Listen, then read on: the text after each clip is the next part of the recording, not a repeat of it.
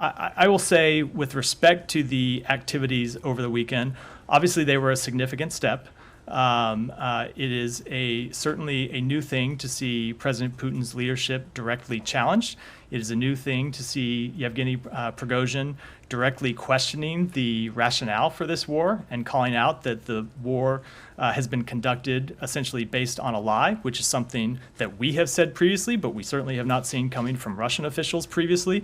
What happens to those Wagner forces in the wake of the announcements on Saturday and the last couple days? I think we just don't know the answer to that yet. We don't know what will happen to Wagner in Ukraine. We don't know what will happen to Wagner in Africa. I will say that, as we've said before, obviously wherever we've seen Wagner operate in the past, we've seen death and destruction follow in their wake.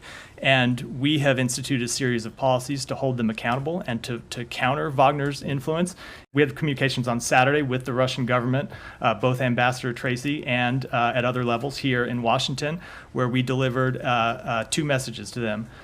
Number one, we expected Russia to withhold its obligations, to uphold its obligations, I should say, to protect our embassy and to protect diplomatic personnel who are in Moscow.